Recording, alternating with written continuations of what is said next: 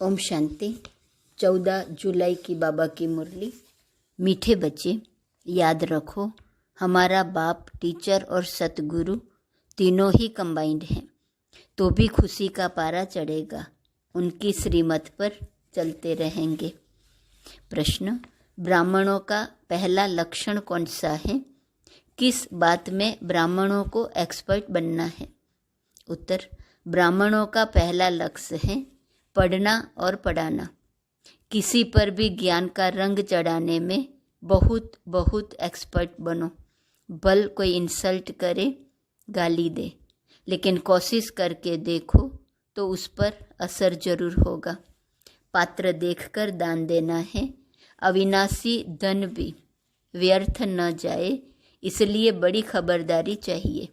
पैसा भी किसको संभाल से देना है। गीत जो पिया के साथ हैं। ओम शांति। गॉडली स्टूडेंट ने यह गीत सुना। तुम बच्चे ही गॉडली स्टूडेंट हो। ऐसे नहीं कि सभी स्कूलों में गॉडली स्टूडेंट होते हैं, नहीं, वहाँ तो मनुष्य पढ़ाते हैं। सन्यासी भी शास्त्र सुनाते हैं। ज्ञान को वास्तव में कोई बरसात नहीं कहा जाता है। बरसात तो पानी की होती है, परंतु यह महिमा गाई हुई है क्योंकि परमपिता परमात्मा को ज्ञान सागर भी कहा गया है। बाप कहते हैं, मुझे ज्ञान सागर, नॉलेज फुल भी कहते हैं। नॉलेज को बरसात, पानी व अमृत नहीं कहा जाता। जैसे मान सरोवर का तालाब है, अमृतसर में भी एक तालाब है जिसको वे लोग अमृत समझते हैं। यह बाप बैठ समझाते हैं। पढ़ाई को अमृत व बरसात नहीं कहेंगे। समझते हैं अमृत है, इससे दुख दूर हो जाएंगे। वास्तव में तो इस नॉलेज से तुम्हारे सब दुख दूर होते हैं 21 जन्मों के लिए। जो पिया के साथ हैं उनके लिए बरसात है। यहाँ यह बाप, टीचर, सतगुरु तीनों ही कंबाइंड हैं। यह एक बात भी बच्चे याद रखें तो खुशी का पारा चढ़ जाए, परंतु माया घड़ी घड़ी बुला देती है। यहाँ तुम बच्चे चलते हो श्रीमत पर। श्रीमत से तुम श्रेष्ठ बनते हो। भगवान है ऊंचे ते ऊंचा बाप। ऊंचे ते ऊंच बाप की पढ़ाई से ही ऊंच ते ऊंच बन सकते हो।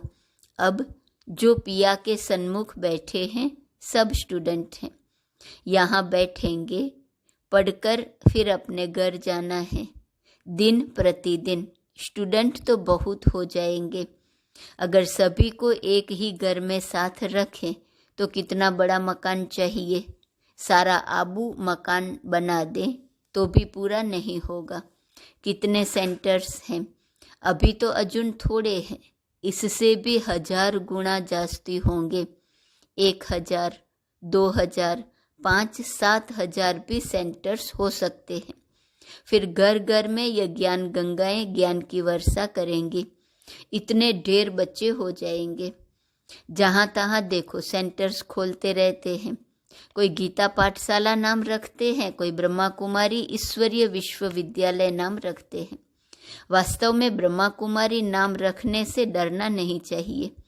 कई बच्चे डरते हैं कि बीके नाम देख हंगामा न कर दे, इसलिए गीता पाठशाला नाम रख देते हैं। गीता पाठशाला अक्सर तो कॉमन है। समझते हैं कोई विघ्न न पड़े, इसलिए बीके नाम बदल दूसरा रूप दे देते हैं।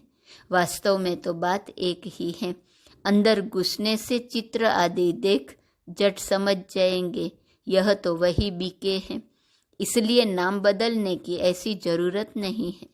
इससे तो अच्छी रीति सिद्ध होता है कि वास्तव में यह ब्रह्मा की संतान, ब्रह्मा कुमार कुमारियां हैं। यह तो अच्छा है ना। तुम सबसे कह सकते हो वास्तव में तुम भी ब्रह्मा कुमार कुमारियां हो। प्रजापिता ब्रह्मा को तो जानते हो, वह रचयिता है मनुष्य सृष्टि का। निराकार परमपिता परमात्मा कोई आत्माओं का रचयिता नहीं, वह तो आत्माओं का अनादि बाप है। प्रजापिता ब्रह्मा भी तो अनादि हैं। आत्माओं का बाप इनमें आते हैं, आकर ब्रह्मा को एडॉप्ट करते हैं प्रजा रचने के लिए। ब्रह्मा द्वारा ब्राह्मण कुल रचना है। यह तो समझाने में और ही सहज होगा, परंतु डरते हैं। कहेंगे बीके के पास मत जाओ, गीता पाठशाला में भल जाओ। घर घर में ज्ञान गंगा का अर्थ भी मनुष्य नहीं समझते हैं। भक्ति मार्ग में नारद को मुख्य गिना जाता है। झांझ बजाने वाला भक्त था। ऐसे नहीं नारद कोई ऐसे रूप वाला है जैसे चित्र दिखाते हैं। वास्तव में बंदर तो तुम सभी थे। सूरत मनुष्य की, सीरत बंदर की थी। यूं तो सब नारद हैं, सब भक्त हैं न। समझ सकते हैं, जब तक हम दैवी गुण वाले मनुष्य न बने तब तक हम लक्ष्मी को वर न सके। सभी मेल अथवा फीमेल भक्त नारद हैं। कहा जाता है अपनी सीरत तो देखो, तुम तो बंदर हो, क्योंकि तुम्हारे में 5 विकार हैं, इसलिए लक्ष्मी को वर नहीं सकेंगे। है सारी यहाँ की बात। बाबा ने समझाया है कि सभी दुशासन अथवा दुर्योधन हैं। द्रौपदियों के चीर हरते हैं, इसलिए माताएं पुकारती हैं, हमको नंगन होने से बचाओ, रक्षा करो। कन्याएं कहती हैं, लाज रखो गिरधारी। नाम तो बहुत रख दिए हैं। मनुष्यों का बुद्धियोग चला जाता है श्री कृष्ण तरफ, परंतु किसी भी देहधारी को याद करने से विकर्म विनाश नहीं हो सकते।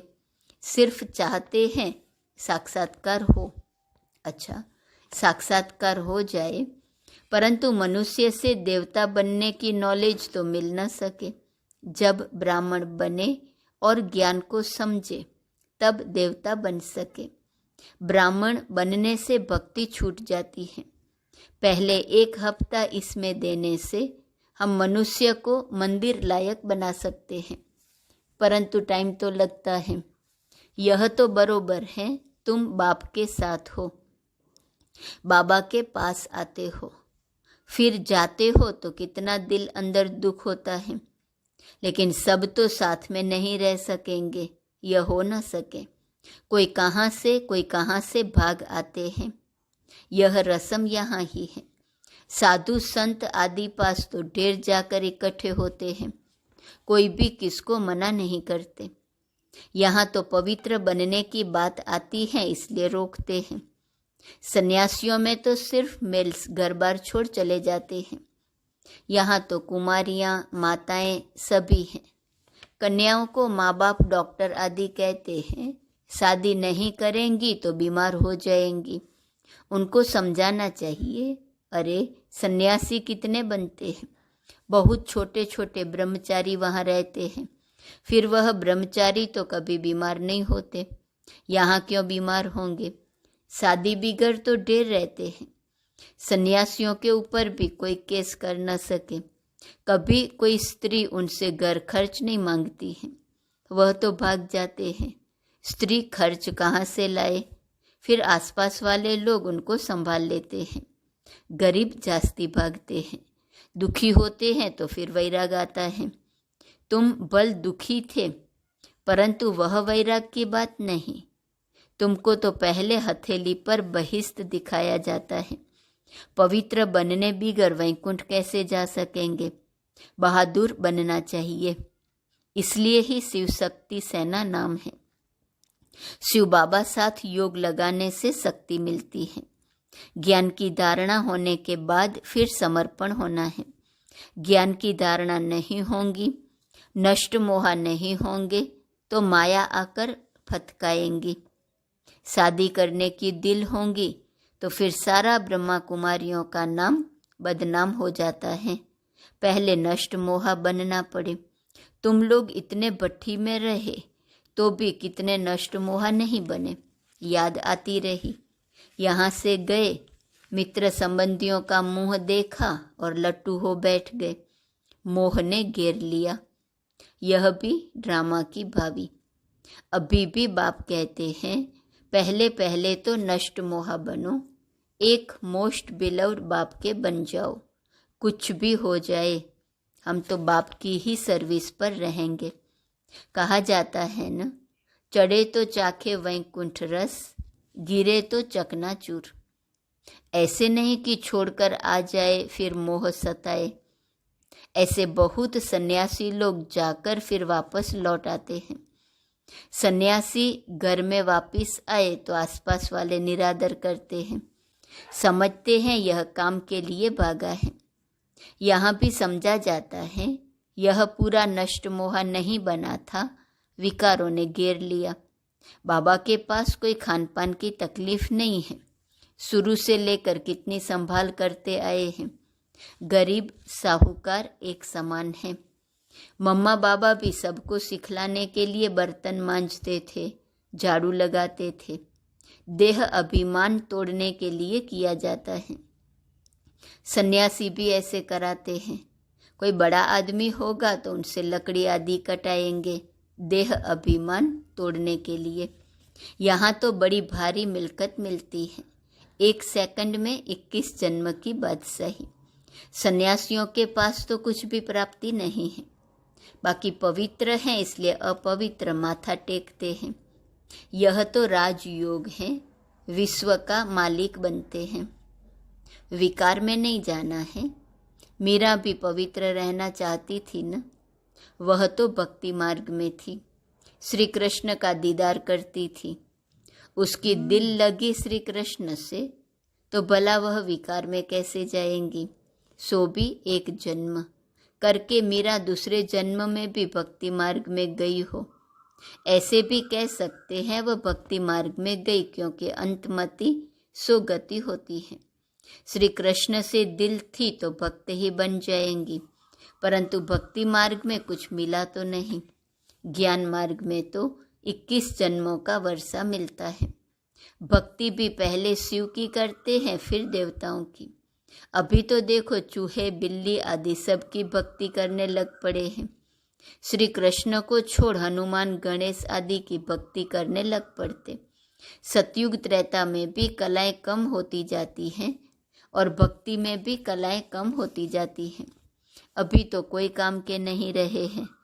जब ऐसी हालत होती है तब बाप आकर समझाते हैं। आधा कल्प ऊंच चढ़ते हैं, फिर आधा कल्प के बाद गिरना शुरू होता है। मनुष्य समझते हैं गिरना ही है तो फिर ज्ञान लेकर क्या करें, परंतु ईश्वरीय नॉलेज बिगर मनुष्य तो कोई काम के नहीं है। हम तुम क्या थे? कुछ भी नहीं। ज्ञान जरूर चाहिए। शरीर निर्वाह अर्थ पढ़ते हैं न। कन्याओं को भी आजकल शरीर निर्वाह अर्थ पढ़ना पड़ता है। आगे यह कायदा नहीं था। कन्याएं घर संभालती थी, बच्चे नौकरी के लिए पढ़ते थे। अब बेहद का बाप तुम बच्चों को पढ़ा रहे हैं। अगर सभी यहाँ बैठ जाए तो फिर मित्र संबंधियों आदि को ज्ञान कैसे देंगे। जाना पड़े, पढ़ना और पढ़ाना है। कोई तो बिल्कुल पढ़ते ही नहीं, तो समझना चाहिए यह हमारे ब्राह्मण कुल का नहीं है। रंग लगाने की कोशिश जरूर करनी चाहिए, इसमें डरने की बात नहीं। कोशिश करने से फिर कोई न कोई को रंग लग जाएगा। भल कोई इंसल्ट करे, गाली दे, तुम पुरुषार्थ करके देखो, किस न किस समय पर असर जरूर होगा। बिच्छू चलता है तो नरम चीज देख वहाँ डंक मार देता है, जांच करता है। यहाँ भी बच्चों को बहुत एक्सपर्ट बनना चाहिए। अविनाशी धन कहाँ व्यर्थ किसको नहीं देना है। पात्र देख दान करना है। अगर किसको दान दिया और उसने कोई विकर्म कर लिया तो उनका पाप उस दान देने वाले पर आ जाएगा। यहाँ बड़ी खबरदारी चाहिए। पैसा तो बड़ी संभाल से किसको देना है पूछकर। यहाँ तो जो भी बना रहे हैं यह सब जल्दी ही टूट फूट जाएंगे। यह मकान भी बच्चों के रहने के लिए बने हैं, यह तो जानते हैं सब टूटने हैं।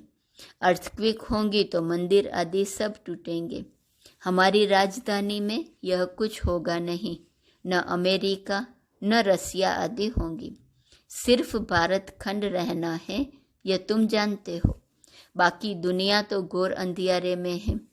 बाबा का यह कितना बड़ा स्कूल है, इसमें टीचर्स भी नंबरवार हैं। सभी एक समान तो होते नहीं। इसमें तुम देखेंगे सबसे बड़ा टीचर तो शिव बाबा है, फिर है यह ब्रह्मपुत्रा नदी। कहते भी हैं त्वमेव माता स पिता त्वमेव, तो यह माता ठहरी न। फिर सरस्वती का भी नाम है। ब्रह्मा की राशि पर ब्रह्मपुत्रा नाम ठीक है। दिखाते भी हैं सागर और ब्रह्मपुत्रा नदी का मेला होता है। यहाँ फिर आत्मा और परमात्मा का यह मेला है। इसका ही यादगार भक्ति मार्ग में गाया जाता है। अच्छा, मीठे मीठे सिकिलधे बच्चों प्रति माता पिता बाप दादा का याद, प्यार और गुड मॉर्निंग। रूहानी बाप की रूहानी बच्चों को नमस्ते। रूहानी बच्चों की रूहानी बाप को नमस्ते नमस्ते नमस्ते। धारणा के लिए मुख्य सार, पहली पॉइंट, मोस्ट बिलव्ड बाप का बनने के पहले पूरा पूरा नष्ट मोहा बनना है। जब अवस्था पक्की हो तब सेवा में लगना है। दूसरी पॉइंट, इस दुनिया से दिल का वैराग रख, पवित्र बनने में बहादुर बनना है। दान बहुत खबरदारी से पात्र को देखकर करना है। वरदान, परिस्थितियों को साइड सीन समझ पार कर आगे बढ़ने वाले मास्टर सर्वशक्तिवान भव। सदा अपने मास्टर सर्वशक्तिवान स्वरूप की स्मृति में रहो तो हर परिस्थिति ऐसे अनुभव होंगी जैसे एक साइड सीन है। परिस्थिति समझने से घबरा जाते, लेकिन साइड सीन अर्थात रास्ते के नज़ारे समझेंगे तो सहज पार कर लेंगे। क्योंकि नज़ारों को देख खुशी होती है, घबराते नहीं। विघ्न नहीं है, लेकिन आगे बढ़ने का साधन है। परीक्षा से क्लास आगे बढ़ता है, इसलिए कभी कोई बात में रुको नहीं। सदा मास्टर सर्वशक्तिमान हूँ इस स्मृति से उड़ती कला का अनुभव करते रहो। स्लोगन, ऐसे सहयोगी बनो जो आपको देखने से ही दूसरों का योग लग जाए। आज का स्वमान, मैं सुखदायी हूँ। अव्यक्त इशारे की पॉइंट, 14 जुलाई। जैसे वृक्ष के लिए कहते हैं जितना भरपूर होगा उतना झुका हुआ होगा, तो जैसे वृक्ष का झुकना सेवा करता है, ऐसे ही निर्माण आत्माएं सबको सुख देने की सेवा करेंगी। जहाँ भी जाएंगी, जो भी करेंगी, वह सुखदायी होगा। जितना स्वमान उतना निर्माण। ऐसे नहीं हम तो ऊंच बन गए, दूसरे छोटे हैं, या उनके प्रति घृणाभाव हो, यह नहीं होना चाहिए। ओम शांति।